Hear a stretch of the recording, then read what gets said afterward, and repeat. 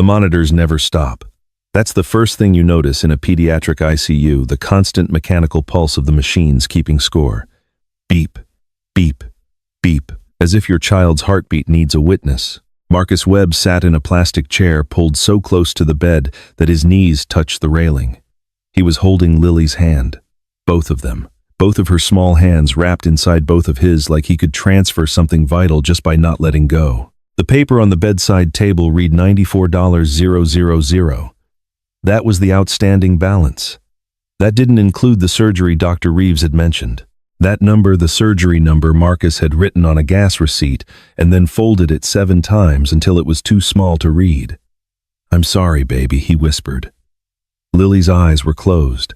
Her chest rose and fell. A tube ran from her arm to a bag on a hook above her head. On the wall behind her, taped crookedly, because she'd taped it herself on a good day, was a drawing in orange crayon. A tall stick figure. A small stick figure.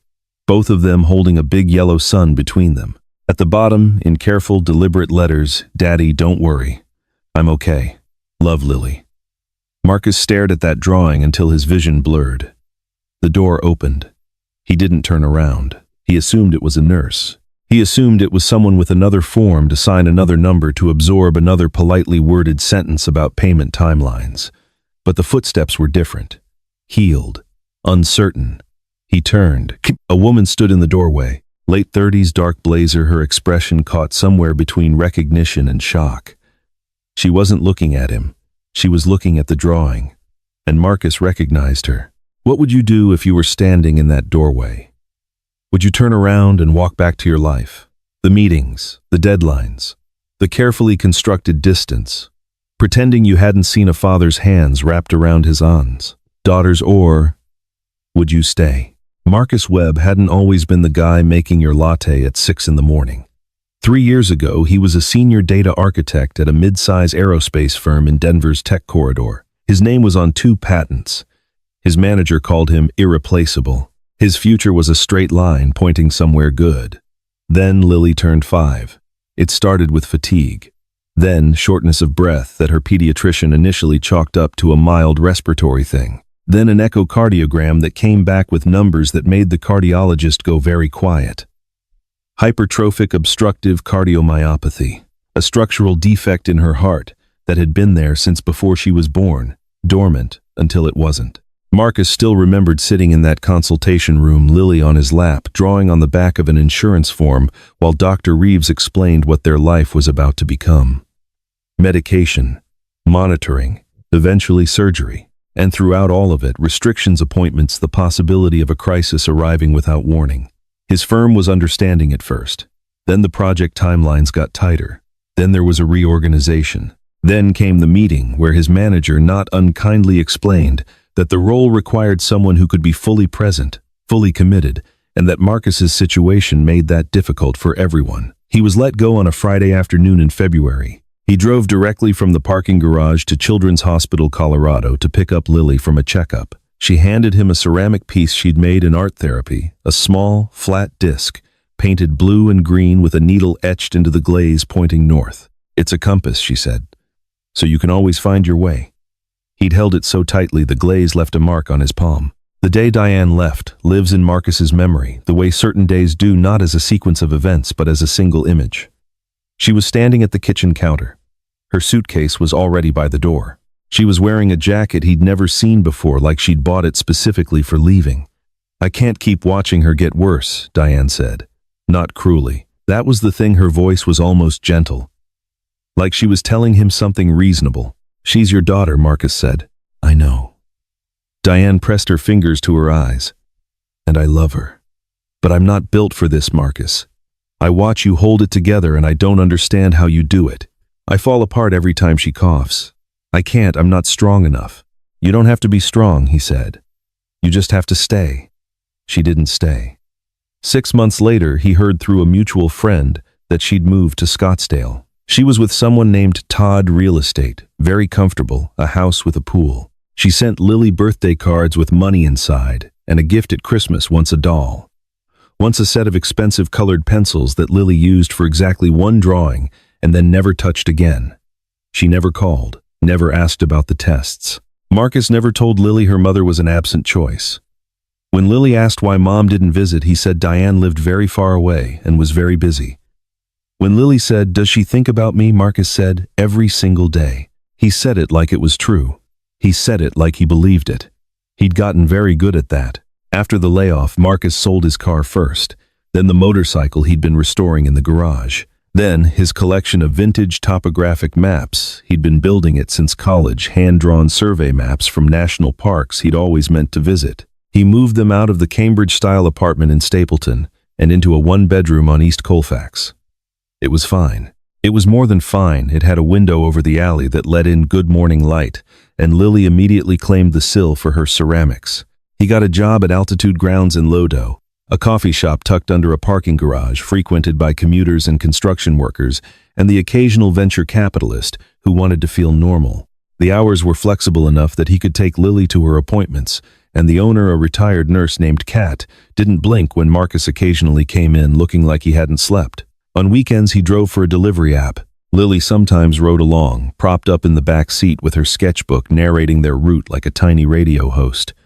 "That building looks like a sad toaster," she'd say. "That dog looks like a judge. Daddy, that cloud is shaped exactly like a kidnapped pillow." He didn't know what a kidnapped pillow looked like. He laughed anyway. He lived for that. If this story is staying with you, go ahead and hit that like button. We've got a lot more ahead. Lily was extraordinary. He knew every parent thought that, but Lily was the kind of child that other adults noticed, not because she performed or demanded attention, but because she said things that stopped you mid-sentence. At 8 years old, she'd never complained about a needle stick, never cried about missing a birthday party because she was in the hospital. When the other kids in the pediatric ward got frustrated or scared, Lily would wander over with one of her ceramic pieces and give it away, a small painted square, a tiny textured disc, like passing out lucky stones. She worried about Marcus, not the way a child typically worries, vaguely for a minute, then back to whatever. Lily worried with her whole attention. She noticed when he skipped dinner. She noticed when he wore the same shirt 2 days in a row because he hadn't had time to do laundry. She noticed when he smiled with just his mouth. "Your mouth smiling again," she'd say. That doesn't count. Her art was how she processed everything she couldn't say out loud. Sketchbooks filled with forest scenes, animals in suits, impossible architecture, and always family portraits. In every one of them, Marcus was drawn enormous, filling the page, his arms spread wide. Lily stood next to him, equally enormous. In the early drawings, there was a third figure, smaller, off to the side. The figure got further from center every few months, until eventually it disappeared from the composition entirely. Marcus kept every single drawing in a portfolio under his bed. Cassandra Harlow had been called a lot of things: ruthless, brilliant, intimidating. Once, in a Forbes profile that she'd never fully forgiven her PR team for approving, they'd called her Denver's most formidable 30-something. She'd framed it in the bathroom of her Capitol Hill penthouse as a private joke. She was 33 and she ran Harlow Systems, an AI infrastructure company she'd built from a seed round pitch deck in an apartment in 5 Points. She'd gotten her engineering degree from CU Boulder at 21, launched her first product at 23, and by 29 had orchestrated a platform acquisition that made her the majority shareholder in her own right. The penthouse was floor-to-ceiling glass on 3 sides. On clear days, you could see the full front range from the kitchen. The decor was minimal, slate steel glass, a single abstract painting above the fireplace that a consultant had chosen because it matched the sofa. Cass had never bought a piece of art for herself. She told herself she didn't have time. What she kept private was this: she was very lonely. Her last serious relationship had been with her co-founder, a man named Parker, who turned out to be more in love with her board connections than with her. That betrayal had a kind of clean, clinical efficiency to it. It confirmed something she'd suspected, that intimacy was a liability, that people wanted access, not her. After Parker, she worked. She worked the way some people drink, consistently, progressively, until it was the only thing that felt like control. What almost no one knew about Cass Harlow was her sister. Her name was Marin. She was 4 years younger than Cass. She had their mother's laugh and their father's stubbornness, and she died at 9 years old of a heart condition that the doctors had called rare and treatable, and then eventually devastating. Cass was 13 when Marin died. She had watched her parents retreat into a grief so complete that it swallowed them whole. Her father quit his job. Her mother stopped cooking. The house went quiet in a way that had nothing to do with sound. It was a silence in the substance of things, a grief-shaped hole in every room. Cass had made herself useful. She was the one who made sure her parents ate. She was the one who set her own alarm and walked herself to school. She was the one who held it together so hard that she never learned how to let go. She had promised Maren technically at a graveside in Denver's Fairmount Cemetery under a November sky that she was going to build something, that she was going to make their two lives worth something. She had kept that promise. What she hadn't figured out was how to feel like it was enough. The day Marcus Webb came to Harlow Systems for an interview, Cass had been immediately struck by him. He was exactly what she'd been looking for, a systems thinker with an intuitive grasp of architecture and a portfolio that showed he could build under pressure. He walked into the room like someone who'd been in harder rooms than this one, which she respected. The interview was going well until the subject of schedule came up. "I need to be transparent with you," Marcus said. He said it evenly without apology. "I have a daughter with a cardiac condition. She has regular appointments, sometimes urgent ones. I can flex, I can work odd hours, I can front load a week if I know something's coming. But she has to be the priority. That's not negotiable." The hiring committee was polite. They thanked him warmly. They said they'd be in touch. In the conference room afterward, there was a quiet exchange of glances. The board had been very clear about maintaining a high-output culture. The timeline on their next product cycle was aggressive. A candidate with unpredictable absences presented a risk. Cass delivered the rejection herself. She always delivered rejections herself because she believed in owning the hard calls. She watched the hope move through Marcus's expression and disappear like a light switching off behind glass. "We'll keep your resume on file," she said, the most useless sentence in professional English. He thanked her. He left. She thought about it for approximately 45 minutes, then moved on.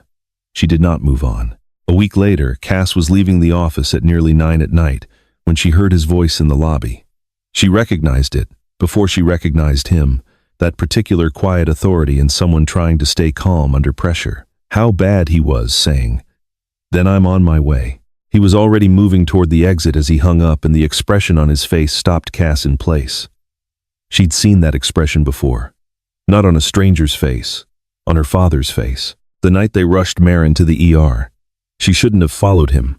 She followed him. At Children's Hospital Colorado in Aurora, Cass kept her distance. She sat in a waiting area around a corner from the nurse's station, watching through the reflective glass as Marcus spoke with Dr. Reeves in the hallway. She couldn't hear everything, fragments, tones. "Faster than we anticipated. The medication's losing effectiveness. We need to talk about the surgical option. And then, Marcus, what are we looking at cost-wise?" Dr. Reeves mentioned a number. Cass didn't need to hear it clearly to read Marcus's body. He absorbed it the way you absorb physical impact, a slight shift, a steadying of the feet, a tightening in the jaw. And then he said something that she did hear distinctly. "Okay, I'll figure it out. I always do." He went into a room. Cass didn't leave. She sat there for another hour until she was certain he wasn't coming back out, and then she stood up and walked to her car and sat in the parking garage and thought about Maren. She thought about Maren for a long time. She came back the next day. She told herself she was there to offer him a contract position, remote, flexible, a workaround for the full-time role she hadn't been able to give him. Which was true, but she could have done that with an email. She found him asleep in a chair beside Lily's bed. His head was tilted back at an angle that would hurt when he woke up. He was wearing the same clothes as the day before. Lily was awake. Lily looked at Cass with large brown eyes that seemed to contain a complete and settled opinion of everything. "Are you one of Daddy's work people?" Lily asked. Marcus startled awake, immediately orienting daughter, then the room, then Cass, moving through his priority list in real time. "I'm sorry," Cass said, which was not the professional opener she'd planned. "I didn't mean to wake you." "You didn't," Marcus said, which was obviously a lie. "Are you the lady who didn't hire him?" Lily said. Marcus made a short, exhausted sound. "Lily, I'm not being rude," Lily said serenely. "I'm just asking." "I am," Cass admitted. "That was me." Lily considered this. "You have good shoes," she said finally. "I forgive you." Cass came back 3 days later with takeout from a Peruvian place in Reno that she'd heard Marcus mention he loved. Once in passing, he'd said it to a colleague in the hall, and Cass had been walking past and had no business remembering it, and yet. She came back 4 days after that with a set of ceramic glazes and hand-building tools for Lily packed in a canvas bag from a pottery supply shop on Larimer. She told herself she was being decent. She told herself it was simple human decency. She knew it wasn't simple. Harlow Systems had a contract mechanism for project-based talent. Cass had used it dozens of times. She had her operations lead set one up for Marcus, remote, flexible, deliverables-based rather than hours-based. It bent 2 or 3 internal policies in ways that were technically her prerogative as CEO. She told herself this was good business. Marcus was talented. They needed his skills. The arrangement was mutually beneficial. She stopped running that particular argument by the second week. Lily named the canvas bag the treasure bag, and Cass became accordingly the treasure lady.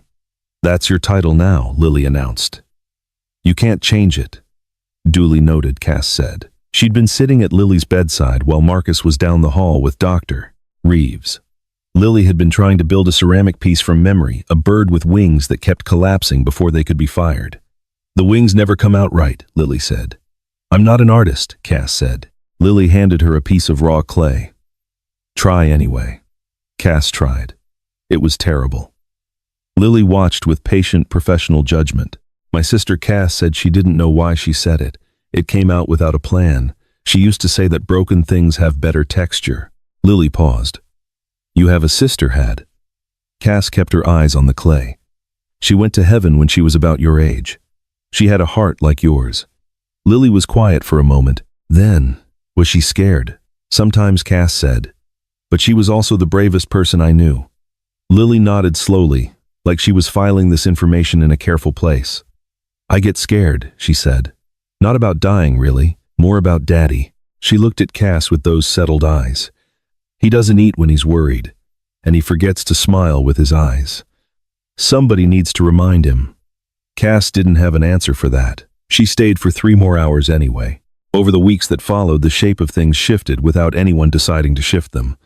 Cass canceled business dinners she would once have attended without hesitation. She showed up at the hospital with green tea for Marcus and ceramic glazes for Lily and her laptop, so she could work from the chair in the corner, while the 3 of them occupied the same space in a way that felt bafflingly natural.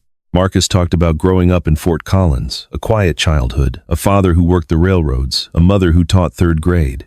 He talked about his plans buried under the weight of the last 3 years, but not gone. A company of his own someday. Something that built tools for people who actually needed them, not just people who could afford them.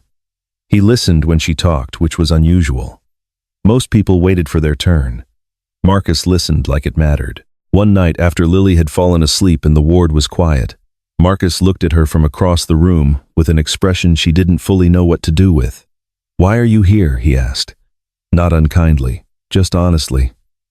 Cass looked at Lily's face. "I'm not sure I have a clean answer. Try anyway."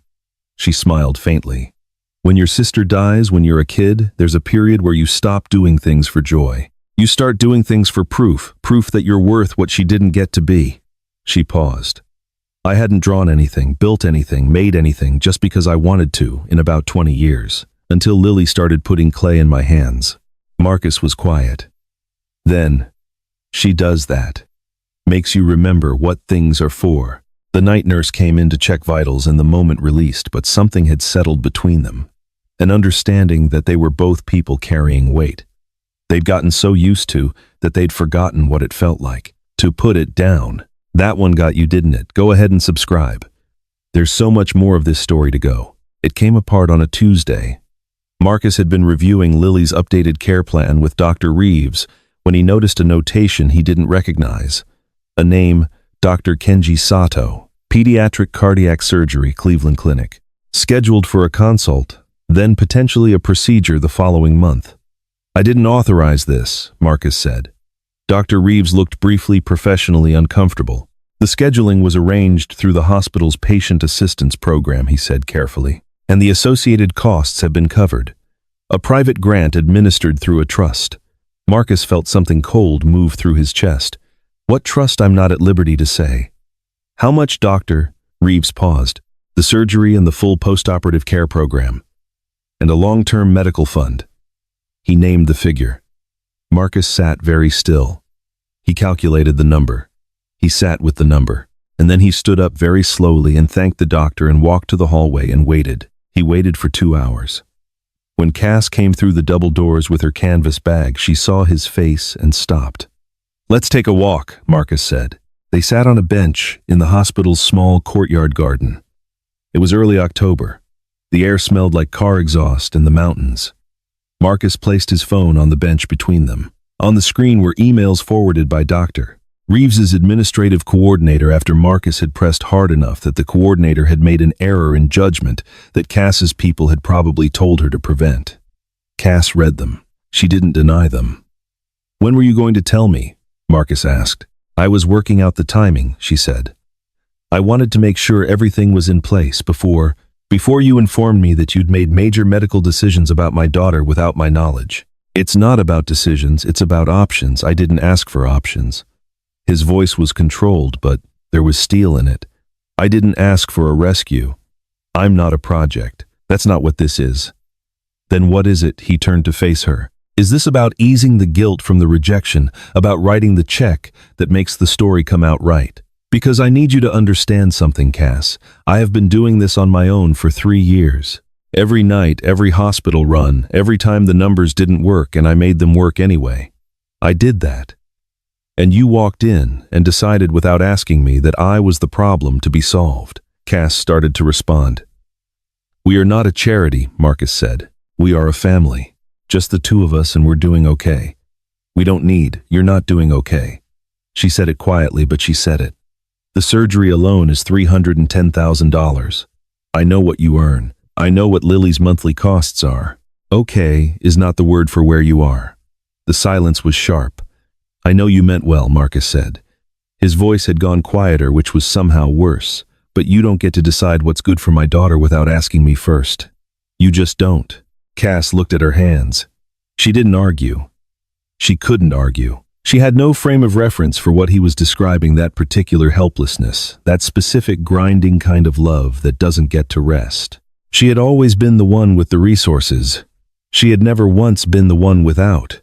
"I think it would be better if you stopped coming," Marcus said finally. "Marcus, Lily is already too attached. The longer this goes on, the harder it'll be for her when it ends." He stood. "You're a good person, Cass. I mean that. But we're not a side project. We're a life." He went back inside. Cass sat in the courtyard for a long time after he left. She didn't call her assistant. She didn't check her phone. She sat with the fountain sound and the October air and thought about every professional decision she'd ever made that she was proud of, and wondered how many of them had looked from the outside like this, like something efficient, like something correct, like something that forgot to ask. She honored it. When she arrived the next morning to say goodbye to Lily, Marcus had agreed grudgingly to give her that Lily's room was empty. Bed stripped, the little ceramic pieces gone from the windowsill, the drawings taken from the wall. A nurse told her that Marcus had checked Lily out the night before. Against medical advice, he had left a note for Dr. Reeves asking for his privacy to be respected. Cass called. He'd changed his number. She went to the Colfax apartment. The neighbors said they'd moved out overnight, most of their things in trash bags. She tried Altitude Grounds. Kat, the owner, said only that Marcus had given 2 days' notice, and she wished him well. They were gone. For nearly 4 months, Cass worked. She flew to San Francisco for a product conference and said smart things, and ate expensive food, and came home to the penthouse and stood at the floor-to-ceiling windows, and looked at the Rockies, and felt nothing in particular. She took Lily's ceramic compass off her desk, the one Lily had pressed into her hands one afternoon, unprompted, saying, "That one's yours," and held it for a moment, then put it in her desk drawer. She pulled it back out and put it on the desk. It stayed on the desk. She told herself she was fine. She told herself that Marcus had been right. Their worlds were too different. The connection had been unusual and circumstantial, and sometimes things end because they were always going to end. She believed none of it. 4 months after Marcus and Lily disappeared, Cass's assistant flagged an alert from a legal monitoring service she ran for all matters intersecting with Harlow's portfolio. The name flagged was not a company. It was a name. Wilson v. Webb, Suffolk Family Court, Denver. Emergency custody petition. Cass read the filing in 7 minutes. Diane Caldwell, née Diane Webb, had filed for full emergency custody of Lily, citing Marcus's financial instability, his removal of Lily from supervised medical care, and his relocation to a small town outside Glenwood Springs as evidence of poor judgment and inability to provide appropriate care for a child with serious medical needs. Diane and her husband Todd could offer Lily a stable home in Scottsdale, premium insurance, comprehensive care. The hearing was in 10 days. Cass picked up her phone and called the best family law attorney in Denver. She spent those 10 days reading every filing, every affidavit. Diane's attorney had built a compelling case on paper financial records, Marcus's erratic employment history, the AMA discharged the move. Against it, Diane offered stability resources, a husband who had agreed to adopt. Marcus had a public defender. Not because he couldn't find private counsel, but because in Glenwood Springs, working odd jobs above a hardware store, he had $400 in his checking account. Cass read that and had to set down the file and walk away from it for a minute. Then she made 4 phone calls. Then she reached out to Dr. Reeves. Then she called Nurse Rosa, who answered on the first ring and said, "I was wondering when you'd call." "You know about the custody hearing?" Cass asked. "I know about Lily's checkup last week," Rosa said. "She asked me to mail you something. I've been holding it until I knew where to send it." The morning of the hearing, Marcus arrived in a suit that was slightly too large, the one he'd bought for a job interview 2 years ago. He'd lost weight since then. He sat at the defendant's table beside his public defender and looked like a man who had been running so long he'd forgotten what standing still felt like. Diane sat on the other side with her $800 an hour attorney and a posture that broadcast confidence. The public defender was not incompetent, but he was managing 11 cases. He fumbled through his opening notes while the judge, the Honorable Patricia Vance, watched with calm, impassive attention. Diane's attorney was very good. He was specific. He had numbers, dates, medical records. He used the phrase inadequate environment 4 times in 7 minutes. He made Marcus sound like someone who loved his daughter and was unable to help her, which was the cruelest possible version of the argument. Marcus's defense was honest and thin. Then it was Marcus's turn to speak. He stood. He held the edge of the table lightly, like he needed something to anchor him. "Your Honor, I'm not going to tell you I'm the ideal situation. I can't." He paused. "What I can tell you is that in 3 years I have not missed a single appointment. I have never, not once, left Lily alone in a hospital room unless she was supervised. I've learned to manage her medication protocols, her early warning signs, her post-procedure care well enough that Dr. Reeves has documented a reduction in her hospital admissions." He stopped for a beat. "Diane is offering Lily resources. I understand that. But Lily has been through procedures and scares and bad nights, and through all of it she has never once doubted that I was there. I would ask this court to consider what that consistency is worth to a child who has been through what Lily has been through." His voice cracked once. He held it.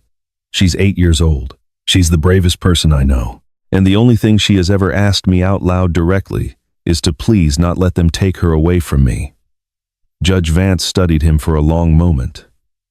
"Mr. Webb," she said, "your devotion is evident. But this court has a legal obligation to weigh practical capacity. How do you intend to address the surgical costs Dr. Reeves has outlined?" The record indicates no viable plan. The courtroom doors opened. Cass walked in. Behind her, Dr. Reeves, Nurse Rosa, and a family law attorney named Dana Park, who had once argued a precedent-setting custody case before the Colorado Supreme Court. Marcus stared. Lily, who was not supposed to be present, who had been deemed too fragile and was technically waiting in a supervised room down the hall, appeared in the doorway seconds later, because Nurse Rosa had briefly turned her back at exactly the wrong moment. "Daddy," Lily said. "Stay there, baby," Marcus said, not taking his eyes off Cass. Judge Vance allowed the witnesses. Dr. Reeves spoke first. He described Marcus's clinical competency in Lily's home care, the medication management, the vital monitoring, the response protocol Marcus had memorized and implemented. He said that Marcus had measurably contributed to Lily's stability in ways that reduced clinical intervention. Nurse Rosa spoke second. She was concise and clear, and she had the courtroom so quiet you could hear the HVAC. "I have worked pediatric cardiology for 14 years, she said. "I have seen every type of parent. Marcus Webb is the kind of parent I hope exists for every child I treat. He is present in a way that most people are incapable of." Then Rosa opened an envelope. Lily asked me to read this, she said. She dictated it herself. She read it aloud. My daddy is my whole world. When I'm scared, he tells me stories and holds my hand, and when the doctors come in and do the hard stuff, he squeezes 3 times, which means I love you. He thinks I don't hear him at night when he cries. I do. He cries because he's scared about me. That means he loves me more than anything. I know my mom wants to help and I love her, but I live with my daddy, and my daddy is where I belong. Please don't move me. The courtroom was very still. Diane's attorney shuffled some papers. Diane herself had gone very still, her confident posture replaced by something smaller and less certain. Cass stepped forward. Your Honor, I'd like to address the court. Not as the CEO of Harlow Systems, though I am, but as someone who has personal knowledge of this family. Judge Vance nodded. Cass took a breath. My sister died of a cardiac condition similar to Lily's when I was 13 years old. She had every medical resource available to her. The best doctors, the best facility. What she needed most in her last months was someone who refused to leave. She didn't look at Marcus. She looked at the judge. Marcus Webb has never left. Not once. I watched him learn medical procedures that most parents never have to learn. I watched him work remotely from a hospital chair so he could be present for both Lily and his employer at the same time. I watched him refuse financial help because he was afraid of what it would teach Lily about her own worth. She paused. He was wrong about that, and I should have asked his permission before acting. That was my mistake, and I've had 4 months to sit with it. A brief, deliberate pause. But the question before this court is not whether Marcus is perfect. It's whether Lily is safe and loved. And I can tell you that Lily is more loved than almost any child I have ever met. She then informed the court that she had 3 months prior established a blind trust for Lily's medical care, $2.1 million administered by an independent trustee with no conditions attached. The trust was in Lily's name. It required no consent from Marcus and carried no obligations. It existed solely to ensure Lily's medical access regardless of the court's decision. Lily will receive the best available care no matter what you decide today, Cass said. The only question is whether she receives it with the father who has been there every single day, or with someone who has chosen to re-enter her life now when there's something to gain. She sat down. Diane's attorney leaned in to whisper. Diane leaned back, her eyes closed for a moment. Then Diane stood up. Your Honor, she said. Her voice was different from the morning. Something had gone out of it, not the confidence exactly, but the performance under the confidence. I'd like to withdraw my petition. A sound moved through the courtroom. Diane turned slightly toward Marcus. She didn't look entirely at him. I left because I couldn't carry it, she said. The appointments, the fear, the not knowing. I told myself I was protecting myself. Listening to all of this, she stopped. Restarted. Marcus stayed. I didn't. That's the truth of it, and I've been trying to rewrite it for 3 years. She looked at her hands. I'm sorry, Marcus. I'm sorry to Lily. I'm not trying to take her away from the parent she deserves. Judge Vance studied the room. Petition withdrawn, she said. Full custody remains with Marcus Webb. The gavel came down. People began to move, gather coats, exchange quiet words. Marcus stood at the table for a long moment, very still. Cass gathered her things slowly, giving him space, uncertain of her welcome, uncertain of almost everything. Then there was a small commotion by the doorway. Lily had broken away from Nurse Rosa. She crossed the courtroom in 7 seconds flat, her hospital-issued sneakers squeaking on the linoleum, and she hit Cass somewhere around the midsection and held on. You came, Lily said into Cass's blazer. Yeah, Cass said. Her voice wasn't entirely steady. Yeah, I did. I mailed you the compass, Lily said. Did you get it, the blue one? I got it. I kept it on my desk. I knew you would. Lily pulled back and looked up at her with those settled eyes. I knew you'd come back. I told Daddy you would. Marcus walked over slowly. He stood a few feet away, watching his daughter hold on to Cass. His expression was difficult to read, gratitude, guilt, and something deeper underneath both. You didn't have to do that, he said quietly. Any of it. I know, Cass said. The speech, the trust. He rubbed the back of his neck. After how I talked to you. You weren't wrong about everything she said. I should have asked. I handled it the way I handle most things efficiently without checking whether efficiency was what was needed. He almost smiled. Not quite. I was too proud. You were protecting her. So were you, he said after a moment. In your way. Lily looked between them with the calm professional judgment of someone who had been waiting for two adults to figure something out and was glad it was finally happening. Can we get lunch? She said. I want green chili. I've been in a courthouse all morning, and I deserve green chili. 1 year later, the weather in Denver was doing what October in Denver does. Warm in the sun, sharp in the shade, the mountains lit up gold and rust along the ridgeline. Lily ran ahead on the path in Washington Park, her arms out performing some kind of aerodynamic experiment with a fallen leaf. She'd had her post-surgical evaluation 2 weeks ago. Dr. Sato's assessment encouraging. Possibly no further intervention for years if things held. Marcus sat on a bench in the sun. Cass sat beside him close enough that their shoulders touched when either of them moved. Reeves says her next scan isn't until April, Marcus said. That's a long time between scans, Cass said. That's a good thing. It is. He watched Lily terrorize a flock of geese with gleeful energy. It really is. In the months since the courthouse, things had rebuilt themselves slowly and deliberately, the way things do when you've learned the price of moving too fast. Cass had transitioned to an executive chair role at Harlow Systems, still involved, still contributing, but no longer living in the building. She'd taken a portion of her personal holdings and opened the Mesa Foundation, an arts and wellness center for pediatric patients and their families in the Five Points neighborhood. Lily was their informal mascot and took her responsibilities very seriously. Marcus had accepted a senior engineering role at a small infrastructure firm in Denver that had recruited him specifically because of his flexibility requirements. He'd been there 5 months. He liked the people. He was already working on something on the side. They'd moved Marcus and Lily to a 2-bedroom in Cap Hill, within walking distance of a good school and a ceramics studio.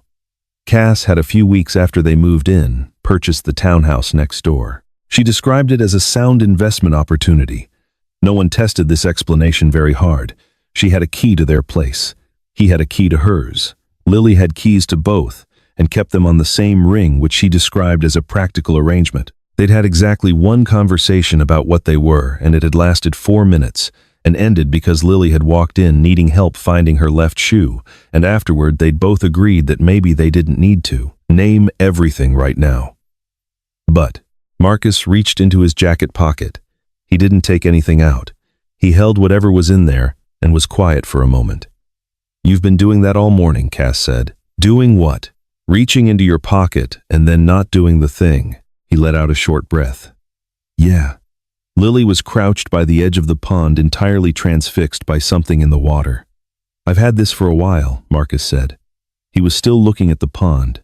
I keep waiting for a moment that feels right, and then I think maybe I'm waiting for the wrong thing. Maybe there isn't a perfect moment. Maybe there's just the moment you actually do it. He looked at her. You don't have to answer today.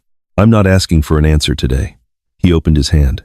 In his palm was a small ceramic disc, flat, hand-painted. A compass rose in blue and green with a small chip on one edge, where it had been knocked off a desk and caught by a hand that hadn't let it break. Lily's compass. The one Cass had kept. Around the edge in Marcus's deliberate printing, north. Always. On the back, a question mark, small, plain, unhurried. Cass looked at it for a long moment. You used her compass, Cass said. Lily helped me repaint it, Marcus said. She's known about this for 3 weeks, by the way. She's been very difficult to live with. She didn't tell me. She has more restraint than either of us. He curled her fingers around it. Take your time. I mean it. I just wanted you to know the question was there. Lily stood up from the pond and walked back toward them with the unhurried dignity of someone who already knows the ending. Did you do it? She asked. Working on it, Marcus said. Lily sighed with patient exasperation. She sat down between them, slipped her hands into both of theirs and looked out at the water. Okay, she said. I'll wait. That evening, they celebrated Lily's birthday in the Cap Hill apartment. 12 people. Lily's friends from school, Dr. Reeves and his wife, Nurse Rosa Cat from Altitude Grounds, and a few neighbors who had simply never been uninvited and at some point had become family. Lily stood before her cake, 9 candles, chocolate, her name, and yellow icing, and pressed her eyes shut with maximum concentration. The room went quiet. When she opened her eyes, she looked right at Marcus, then right at Cass. I can't tell you, she said, or it won't come true. She blew them out. In the applause and the shifting of the room, Marcus caught Cass's eye over the candles. The compass was in her jacket pocket. He'd seen her put it there when she arrived. He hadn't asked if she'd decided. She reached across the table and placed her hand over his. Not everything needs to be announced to be real. Later, when the guests had gone and Lily was asleep deeply, peacefully, her ceramic pieces arranged on the windowsill, catching the city light, Marcus and Cass sat on the kitchen floor with mugs of tea backs against the cabinet's shoulders, touching. The compass was on the table. Yes, Cass said. Just that. Marcus looked at her. Something moved across his face, relief and joy, and the particular quiet of someone who had been carrying weight for so long that putting it down felt surreal. Yeah, he said. I'm not going anywhere, she said. I tried that. It didn't work. He laughed. Really laughed. The kind you can't manufacture. From the bedroom, in the half-sleep voice of someone who had definitely been listening, came Lily's voice, finally.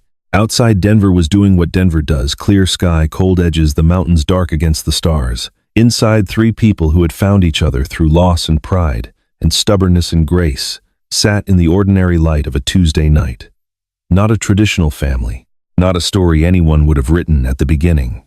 But Lily had always known something the adults were still learning. Family isn't the story you plan. It's the one you show up for. And these three, they had shown up. Every time it counted, they had shown up.